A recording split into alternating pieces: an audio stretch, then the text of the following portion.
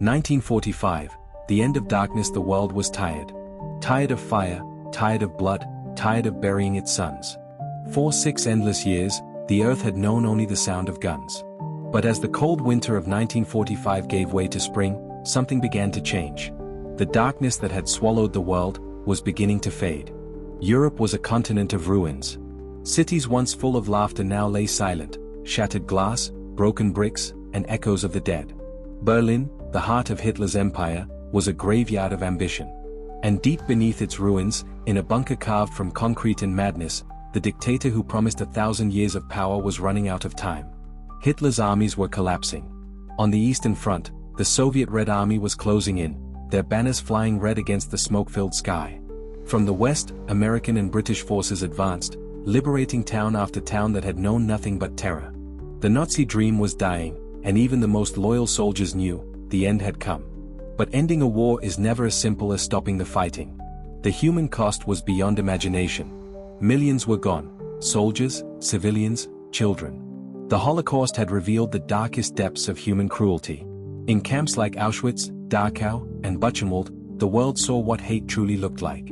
The images burned themselves into history: piles of shoes, hollow eyes, lives erased for nothing more than being different.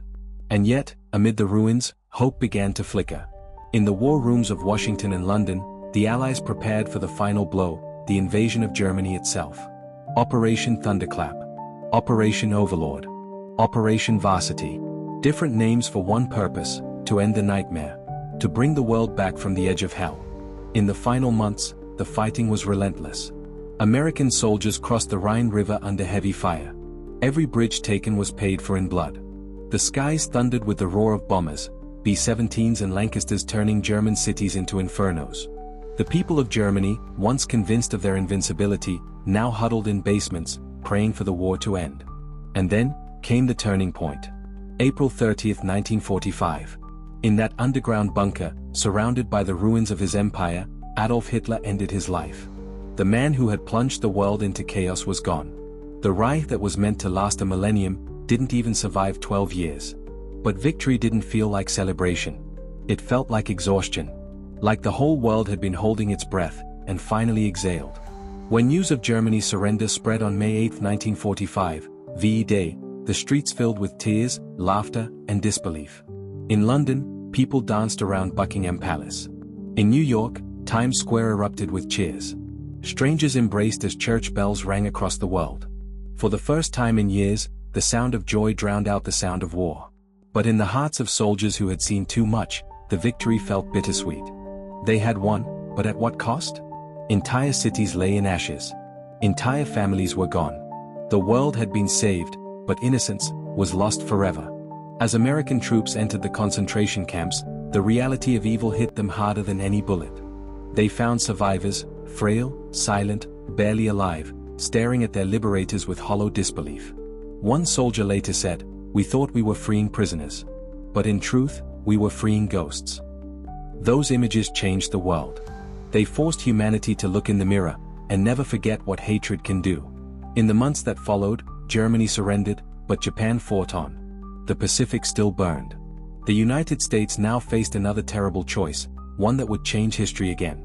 In August 1945, 2 atomic bombs fell, Hiroshima and Nagasaki.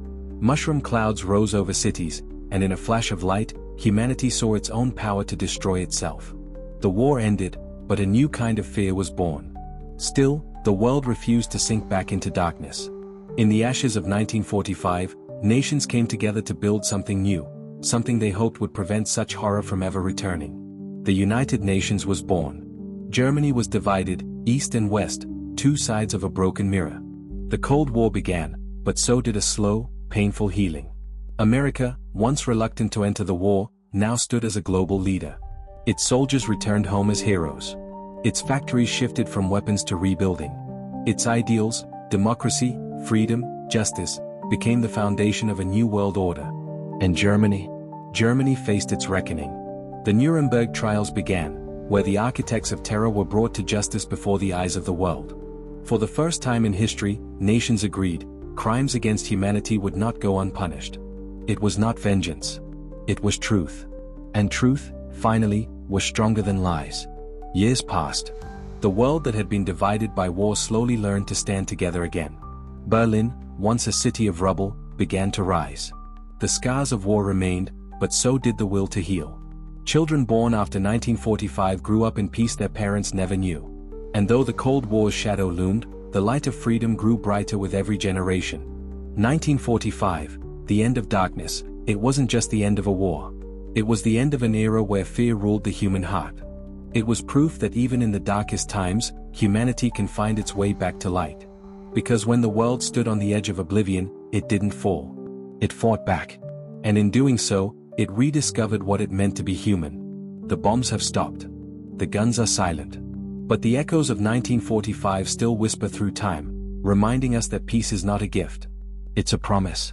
One paid for by those who stood in the face of darkness, and said, never again.